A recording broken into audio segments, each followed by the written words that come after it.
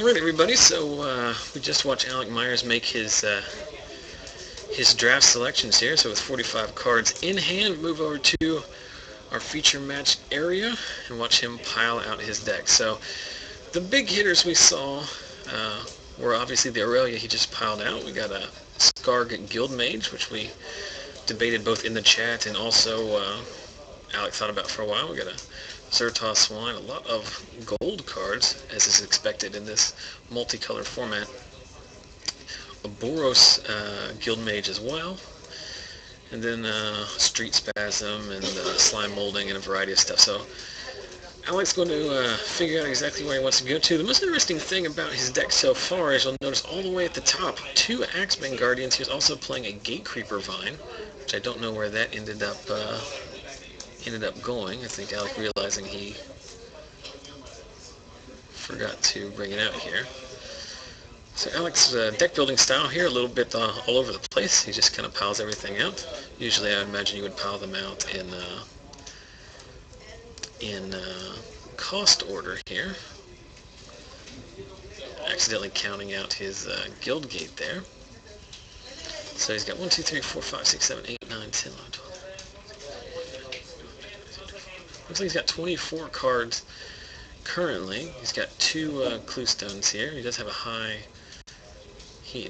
a relatively high curve here, as he is topping out at 6 and playing multiple 5 drops.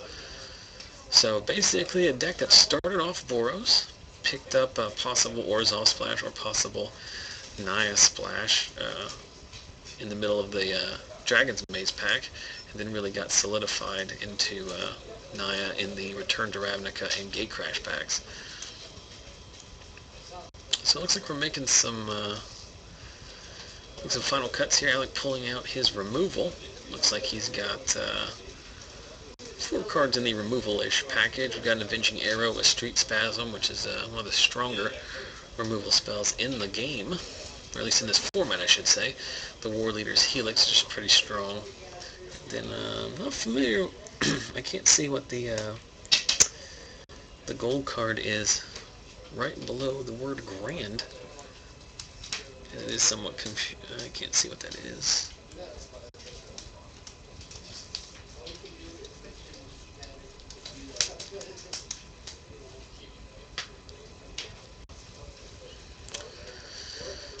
Someone asking me if my title's wrong, whether it's the Dragon's Maze release. They used to be called launch parties. I'll change it just for your continuity's sake, but we used to call the day of release the launch party. But it is in fact the release. The first day that these gentlemen can legally purchase Dragon Maze cards that are not part of the pre-release. And these guys took a vote beforehand. Sometimes with the new format drops, people like to draft triple of the new set, but these guys ultimately decided to draft the block the way it was intended, and they'll just open up other packs later. So it looks like the last cut was the Slime Molding. I know he cut one of the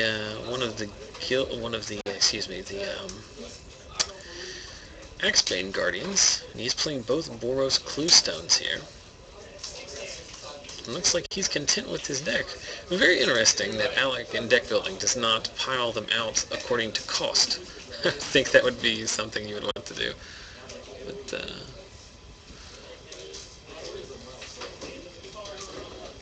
someone in the chat saying they bought a box of Dragon's Maze today and opened 4 Ral Xerics. I'm not sure that's physically possible, but if that is in fact the truth, congratulations to you.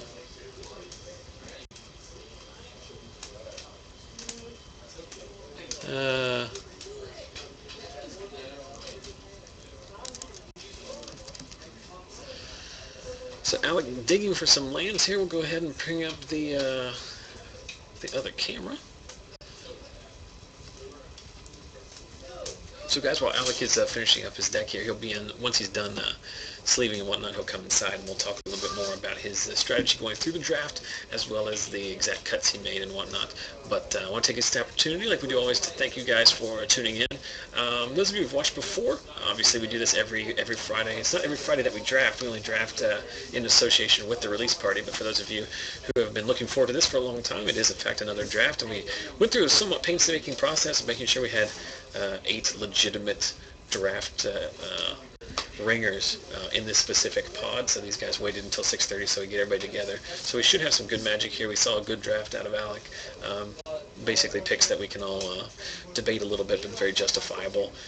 So again, we appreciate you guys watching. We've had a little bit of, for those of you watching in the past, we've had a kind of a drop in numbers in the last few weeks, both in terms of our Twitch viewership and our YouTube subscribers, activity on our Facebook page and stuff like that. I'm hoping it's just a minor lull in association with the fact that, the new set's getting ready to drop and people are a little bit bored of standard, a little bit tapped out and whatnot. So hopefully things go up. So I definitely appreciate you guys who have stuck with us. If this is your first time watching, if you go ahead and click the follow button on the Twitch screen. If you're looking at the old layout, it's above and to the left of the video screen. If you're on the new layout, it's below and to the left of the video screen, and then they'll send you an email anytime our stream goes live. We streamed the Dragon's Maze pre-release last Sunday, and it was very difficult a little bit because most of the impactful cards, it seemed to me, came from the old sets.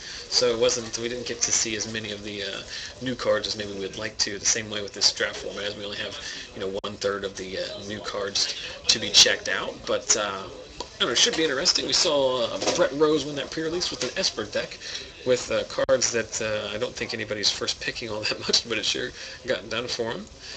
So it should be exciting. And for those of you who are curious, we do a draft. We do a stream every Friday night, 6:30 p.m. Eastern. Normally it is standard. Next week it will be back to standard. So make sure to follow us and tune in next week to see brand new standard technology. Obviously tomorrow it's the Star City event. I'm not sure where it is. I think it's in New Jersey, but that will be the first major event with the new Dragon's Maze cards. So it should be interesting to see what decks pop up. The rumblings I'm seeing in my social media sphere is that there's a big kind of like rogue mid-range deck with Thragtusks and Rouse Erics. Should be pretty good. So it'll be interesting to see that. So make sure to check back here in exactly a week's time, and we'll have that for you. So Alex sleeving up here. Let's see what's going on in looking in the oh, see, this is very interesting because a lot of you have not viewed us before because we're doing the draft, and I imagine that's a little bit more enticing to people. And you are not familiar with the fact that I have a giant beard. And I do, in fact, have a giant beard. I've had it for so long that I've started to forget the fact that I look like a giant lumberjack, and it may be off-putting or at least surprising to people. So, yes, that is something that you can come back every week and sample, is my luxurious facial hair. Oh, so for Dave in the chat, we were... I talked to him directly. Dave, it looks like you missed this draft, but there'll be another pod firing off. We were going to have store regular Dave Snow, who we watched build his sealed pool last week. Of course, Dave is a longtime player, one of our more accomplished players. He was supposed to be in this pool tonight, or the pod tonight, but he got caught up at work a little bit. So when he gets here, he'll get his... he will get his draft on a little bit later. Now Alex is a little bit done. He's exactly done with deck building, so he'll gather up his cast-offs and he'll be in here shortly. We'll talk to him a little bit about his deck, how he went about drafting it. Let's check the chat for any questions. Most of the questions are about my beard, so we will ignore that. For King D in the chat asking where we are located, this is Lost Legion Games and Comics in South Charleston, West Virginia. That's right, West Virginia is a state. It's not the western part of Virginia. It is, in fact, its own separate entity. We're getting some comments that they enjoyed the hand cam. There's the man of the hour. Alec Myers. Alec, I did not call you, for reference, I did not one time call you Alex while you were drafting, but I did call you Alan once. I can believe it. Let's look at this cards you drafted here. So let's start off a little bit. So first of all, thanks again for letting us look at your picks. I think there was only maybe like one or two that I disagreed with, but that of course assumes that I know what I'm doing at all. Is it like really dark in here? Is the light usually on? I feel like we're in some kind of like cave. We are in the broom closet, but Usually there's more light in the broom closet. So let's basically, going into the draft, this is your first time drafting. Obviously you played them pre-releases, but first time drafting the format. Did you have any kind of strategy going into the draft, or are you basically just up for anything, or what? I was hoping to either draft American or junk, like Orzhov and Celestia. Well, I know you're an Orzhov guy, so you kind of. But the problem is like with the third set being the first pack that you pick, and it's so wide open because you've got all 10 guilds. It's heavily multicolored. It's like an old Alara block. It's like Alara Reborn. It's very hard to. It seems like this format more than any, you have to be wide open. You have to be able to take as much. Fixing is at a premium, so you just want to stay like it. So obviously you started off with the War Leader's Helix, very strong first pick, and then the second card I forget what it was, but it was also a Boros card. Then the white card started to dry up, and then you got kind of ending. You had like a Naya. Yeah, your Gruul cards started coming in. You got some good picks there, but much higher end. So you started off with the Boros coming up aggressive. Then you ended up in kind of by the end of pack one, you're Naya maybe, Splashing Black maybe, and you had kind of a high curve. Then when you open this lady, the second pack pretty much sets into Boros at that point. I would think. Like other than I'm trying to think like is this better? Like is that or Obsidat better? Like this says like evasion like. Obviously, that's harder to kill, but this wins the game pretty hard. So probably Unlimited Aurelia's probably better. You went and got an Aurelia. You got a lot of red cards in that one. Then you also had this interesting points. Let's talk about this guy. It's because my curve was very high. Like I had Aurelia, I knew I needed the mana fix. So yeah, we talked about that. Did you put the Gatecrash Vine in here? Oh yeah, I put one. Okay, see that's fine because like your deck is like it started off with that Boros archetype where we kind of assume like you're going to be aggro, but that deck. You're not playing an aggro Boros deck at all. Like it's much higher on the curve than your normal. Yeah. You pass multiple Foundry Street Denizens. You pass multiple like bears. You're trying to none of the battalion guys. I think you may have the one, but that was the best card in that pack, the Orchard Veteran. Yeah. But and then by the third pack, you're in Return to Ravnica. Obviously no Boros cards in that pack, but I can't remember what you opened there. But I don't know. It seemed to come together. Let's talk a little bit about some cards you got in here. So obviously, let's talk about the first. We already mentioned Aurelia. I don't think we really need to discuss that. Seems like it's pretty self-explanatory, right? That was really good. What was the other pick? Yeah, War Leader. So your first pick was War Leader's Helix. Yeah. I can't remember what you debated at that point, but there was another card you like. You were very. Do you remember what it was? Karassus was one of them. The Evolve guy, just because the 2/1 Evolve guys. Might have been better. No, I'm so glad you took this Helix because that Karassus guy is like, I don't know, he's fine, but like that's like a mid-round pack. The Carnage skeleton guy, whatever. The block one, yeah. This card is so good though. The removal, the 4 damage. Yeah, it's just so good. So I'm really glad you went there. And then Aurelia was obviously your Windmill Slam, as the kids will call it. Second pack, first pick. Do you remember what your first pick was in the last pack? In Return to Ravnica? It was definitely the roof carpet. Was it the pig? No. It wasn't the swine. Was it this Street Spasm? No, you got that late, didn't you? Yeah. I was surprised by some of the cards I was Did it not make... Yeah, it was Centaur's Accord. Centaur's Accord, which is basically a 6-drop, make 2 3/3s. It seemed fine, but just didn't get there. But let's talk about just the big hitters so far. So this card was interesting because this came in a pack that had Blind Obedience and it had... I don't know. There's like, there was like a lot. There was like 7 playable cards in that, and you ended up going with the Scar Guild Mage. For those of you unfamiliar with, 2-mana activation, everything gets trample, right? Yeah. And then basically for 1 green and a red, your land is a Koth. It's a Koth activation. You make a 4/4. This card's really good. I was wavering on it. I was putting a little bit too much emphasis on the Extort and Blind Obedience. The chat clearly all in on the Guild Mage, so they were very happy that you picked that one. We talked about the Gatecrash Vine and the Axebane Guardian kind of a combo. You actually had a second Axebane Guardian that I saw that you cut, and there was a third one that you could have had if you wanted to go all in on that plan. The first one I drafted, I was so upset because I was like, I'm probably not going to see anymore. There was an actual okay card in there, and then the next 2 packs were both Axebane Guardians. Right. I felt really bad. So, I don't know. Gate Creeper finds fine, like especially because Aurelia is very mana intensive, and like your high end is you're trying to cast 5 drops that are, Boros and gold cards, and then Gruul gold cards. So I like the fixing. Plus, like I said, you're not like a beatdown deck. Like if you're playing a much more aggressive Naya deck, you don't want to waste your 2-drop on something that doesn't do anything. But I need to be hitting my land drops. And then it works well with Axebane Guardian. Axebane Guardian blocks a lot of stuff too, so it's perfectly fine. And it just ramps. I mean, it taps for mana, and it fixes very well. I was just very interested to see how, when the third one came around, because I know we saw multiple ones. Yeah. By the time you took the second one, I knew another one was going to wheel, because we'd seen it in the packs. I was just curious, like, how deep down the rabbit hole you wanted to go with the Defender ramp strategy. I know somewhere Zach Villianco was praying that you would make the six Axebane Guardian deck. This card came to you, I don't know, like 5th or 6th pick in that pack. Oh, yeah. I don't know if people just don't realize how good that card is, or there was just like no red drafters to your left, or what. But Street Spasm is I guarantee you're going to win one game off the back of it alone. I was pretty happy about it. You also managed to pick up Sunhome Guildmage, which is another good value guy.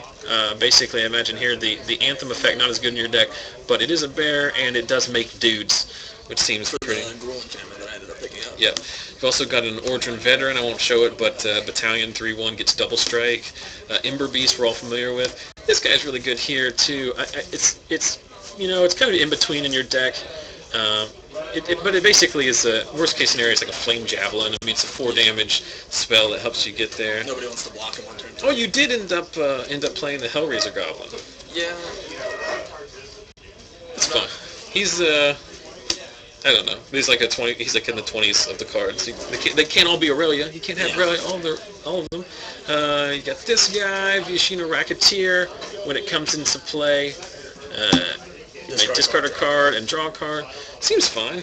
Seems like a good spot in your curve. You're playing Mountain. It's pretty good. I would play some Mountains. Avenging Arrow. Your picks, you had a pretty solid creature base, but you didn't have a lot of removal, and then it kind of came together at the end. I think you got like 4 removal spells, right? You got this bear, which is a 2/2 from the new set that you can pay 6 to make a 5/5. Seems fine in your deck. You want to be casting stuff early, and then you do have a lot of mana late in the game, so that seems to be fun. Court Street Denizen is interesting. It's another bear. How many white cards do you have to turn this on? You know? I was thinking more of Sunhome Guildmage with their more than anything. Oh, that is a very good combo. That you can activate the Guildmage and then constantly potentially just lock them out of the game. Yeah. You've got 2 Boros Cluestones, which seems fine in your deck considering like you are trying to get to 5 and 6. No reason. You were talking about this Gruulcaller's Chant from the new set. Is it from the new set? No, it's from. Yeah. I was upset that it wasn't my first pick. Each attacking creature you control gets +1/+0. And Fireheart Wolf. Yeah. Or Goblin War Drums if you're an old ass man like me. But seems pretty good in your spot because you're going to be playing big creatures anyway. It's mostly the unblockability I think is fine. I thought long and hard about that one. You're all in on your massive enchantments here. You've got Gleam of Battle. Whenever your creature attack, they get +1/+1 counter on it. They don't get +1/+1 in a turn. They get the counter on it. If you watched our pre-release stream, Dave Snow had that in his pool, and he was just playing basically. It's basically like a blue-white Flyers deck. It didn't have blue in it, but it played like a blue-white Flyers deck. And this card just did a ton of work for him. Then we've got the Blood Rush Suite. I love both these cards. You got Zertos Wine, so you can fluke the pig, and you've got Rebel Belt Maka. Did you play with either of these cards Did you play with Rebel Belt Maka in the pre-release? No, I did not. The card's really good. I mean, it's just a lightning bolt at some points. I don't know. Plus, any Rebel Maka is a 3/3 that Blood Rushes for 1 red. Any of the ones that when their Blood Rush is so small in mana cost, it's just amazingly resilient. Then your last 2 cards here, we've got Warmind Infantry, which is 2/3, but it's +2/+0, right? If it has Battalion, so it can be a 4/3 on attacks. And then the last card in your 40 card deck is Scab Clan Giants. Is that a 6-drop? 4/5. Either a 5 or a 6. When it enters the battlefield, it fights another creature an opponent controls. So another removal spell. So pretty good deck. I think it's pretty solid. Were you pleased with the way things turned out? Yeah. I think you could have been a lot. There's a lot worse things that could have happened. I mean, it's very easy to I mean, I don't know. Like, it's very easy when you open up this lady, the Aurelia. I mean, it seems like it's easy at that point, but you still have to put 39 other cards in the deck. You're not just going to be able to win off the back of one card. So I think you got a pretty good deck here. It'd be interesting to see how it plays out against. We'll obviously have you under the camera in round 1 against whoever it is, and then it's up to you as to whether or not you'll be in round 3. If you know what I'm talking about, you got to win them all. So you also did get full breaking and entering. Yeah, I pulled that out of my last pack. So I don't think I ever told you this. I don't even know what this does. It mills 8 Oh, cards. entering is the card that I want for my commander deck, but it's the wrong color. You did take the Notion Thief. You also rare drafted the Notion Thief. You got to do what you got to do. No, why would you apologize? I don't know. If I right now had to ban everybody who was watching that has rare drafted in their life, there would be no one watching. The only people who would be watching are the people who had never drafted before. So just looking, before we get move on here, just looking at some of the cards in your cast-offs here that might potentially make it in. Axebane Stag is unplayable. There are like 1,000 of these Towering Thunder Fists. Like, I think he's fine, but like, if you didn't have 5 drops in your deck, like, you have plenty of those, but it does fill a spot, you know? Yeah. So, then you did have the Courser's Accord. Any thoughts to playing that, or? Whenever I drafted it, like, I didn't think about it completely. I just remembered Return the Ravnica, this card was the nuts. Yeah, because there's a lot more populating. It's 6 mana and I don't have any tokens. Yeah. Slime Molding, I think, was the last card you cut, maybe. Yeah. Like, I couldn't decide. Like, I guess it's between that and the Raging Goblin thing. I'm not going to say anything to influence your draft, so I will keep my opinion. But I did play with this in the Return to Ravnica pre-release. He's pretty definitely good. good with some populating. Pretty good. Then you got these maze guys kind of suck. The black one that gives death touch is okay. It's like relevant. This guy giving all your guys chaff. They just cost so much, and they're all so fragile. Then you do have the other Axebane Guardian, like we talked about. You have the red half of Toil and Trouble, which is basically a sudden impact. Not really playable in your deck. You got Shielded Passage for a combat trick. There were so many good Azorius cards? Yeah, like when these like you could have very well taken these 3 cards in a row at like picks like 10 through 13 in that pack. Like, I don't understand, like, Dramatic Rescue is so good. Yeah, and the Void Wielder, I know it's like slightly undervalued. I mean, I know it's lost some of its luster because you're not playing triple Return to Ravnica, so it's not as you know, the synergy isn't as amazing as it used to be in that spot, but I think it's insane. I just don't understand why these Dramatic Rescues are so good. Like, it's tempo, it's you can bounce. I mean, it's symmetric, so you can bounce their creatures, you can bounce your own creature, get stuff out from under stab wounds. I mean, it's just, I don't know. Someone is. There was like the nuts like Demir deck that just got passed around that table. I don't think anybody took it. So, because there's just so many good blue and black cards. Did it pay? I know the one card that you had to pass that I was like really upset that it came very late as well. It was like 3rd or 4th pick too. Was the Ghastly Demise or Ghastly Spectacle? Is it the one that Grizzly Spectacle? Grizzly Spectacle. Yeah, the 4 colors. Yeah, but I mean it's just like so good, but like you just can't. There's no way you can play it. It's so frustrating to see a card like that when it shows up like that late. Although to be honest, like. Well, no, your the Scar Guild mage you took pretty early. I don't know. I don't remember anything like really like amazing wheeling, but you did get some goodies there. So it should be interesting to see. You were going to say something earlier, and I cut you off about. I was just wondering if I ever told you about what happened at GB Charlotte, a story about these cards. No. So at Grand Prix Charlotte, which was Gatecrash sealed, right? Yeah. You went down to play, and you ended up winning. Fake day 2. You made fake day 2 and ended up losing your second winning in, which was the infamous round 10. If you remember, Grand Prix Charlotte was the biggest one we ever had. But yeah, so you lost round 10. Still good performance. You're playing Vickers. But what's the story about Warmind Infantry? They also had a Daring Skyjack down. I was at 21 life. They did not have an Aurelia. I was at 21 life. They had the Warmind Infantry and the Daring Skyjack. Okay. I swung all out and passed the turn, thinking there's no way I can die. I'm at 21. They play an Aurelia, and with those cards it equals 22 exactly because Warmind Infantry triggers twice. You didn't play around the Mythic? Yeah, I know. I don't know what I was thinking. What a loser. All right, well, we'll get you and Vickers here under the screen, and then enjoy. Thanks again for letting us there. Sit where your playmat is. That saves me some time.